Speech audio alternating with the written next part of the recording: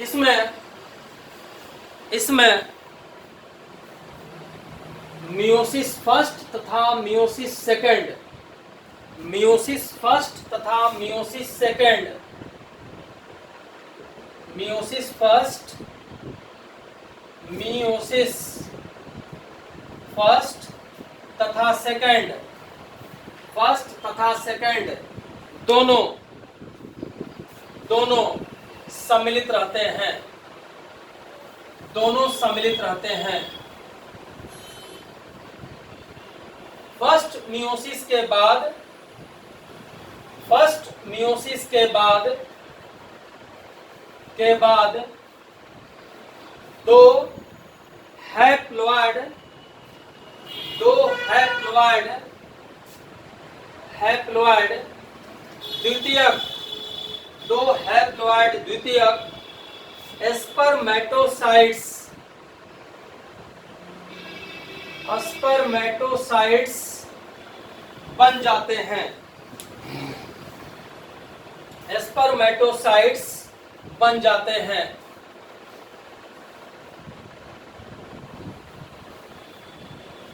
बन जाते हैं।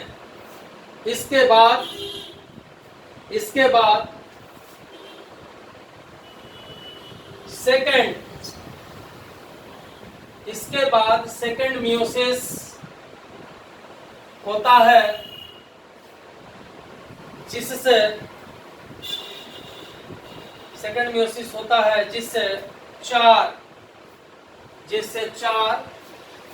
हैप्लॉइड, चार हैप्लॉइड ब्रैकेट में एक ट्वेल्व करिएगा, चार हैप्लॉइड स्पर्मेटिड्स,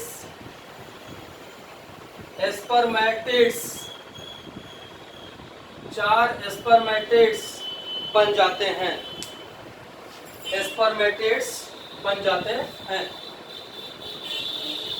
और इसके बाद हम लोगों का चौथा स्टेज है डी, जिसको हम लोग करेंगे spermiogenesis, spermiogenesis, SPERMIOGENESIS, spermiogenesis,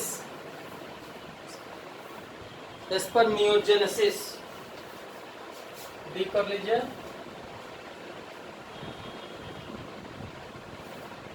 spermiogenesis, देखिए the process of transformation, the process of transformation, the process of transformation, transformation of unspecialized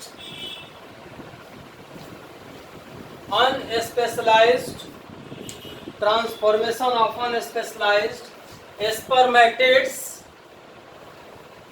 unspecialized spermatids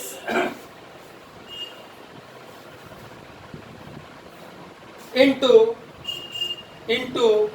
sperm, into sperm bracket में कर लीजिएगा, spermatozoa, स्पर्मेटोजोन is known as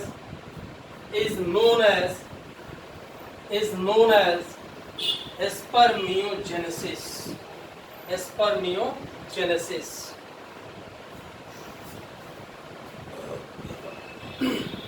The formed FORMED, the formed sperms are, the formed sperms are embedded, sperms are embedded into Sertoli, cells, into Sertoli cells, from where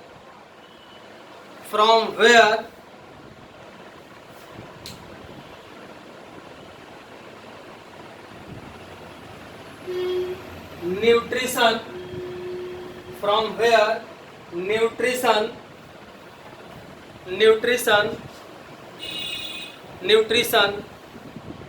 is supplied, nutrition is supplied, and finally the matured sperms are released into seminiferous tubules known as spermiation.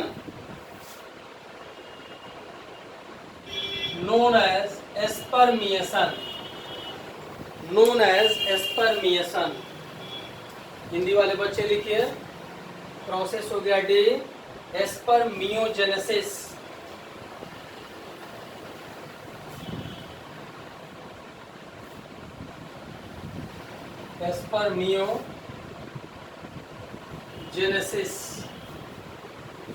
देखिए, वैसी प्रक्रिया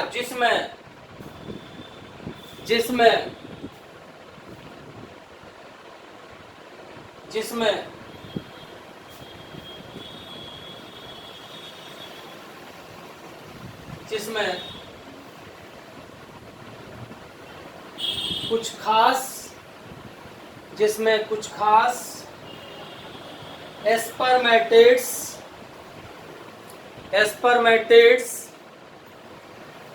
का परिवर्तन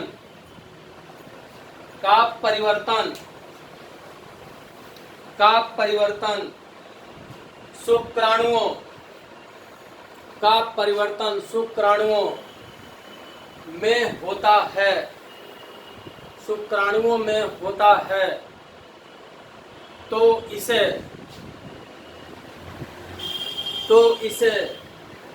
ही spermiogenesis कहा जाता है। शुक्राणु बनने के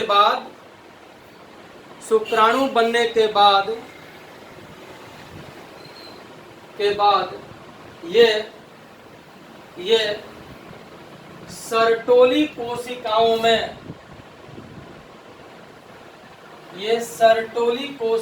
में धंसे रहते हैं, जहां से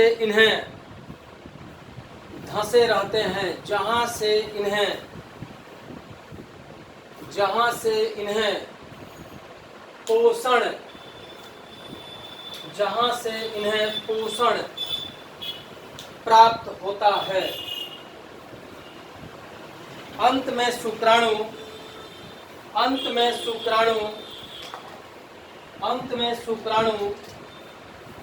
सेमिनिफेरस नलिकाओं के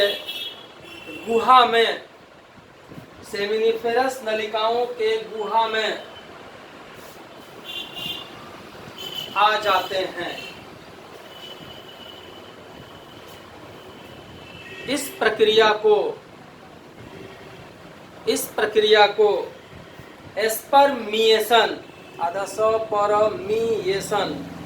स्पर्मिएशन कहा जाता है। ये हो गया इतना बात। अब हम लोग कल पढ़ेंगे ओवम का निर्माण, तब उसके बाद देखेंगे कि कहाँ फर्टिलाइजेशन होगा, उसके बाद कहाँ पर इम्प्लांटेशन होगा यूट्रस के अंदर, बच्चेदानी के अंदर, बच्चे का जन्म फिर कैसे होगा, और उसके बाद मिल्क का सिक्रीशन कैसे होगा।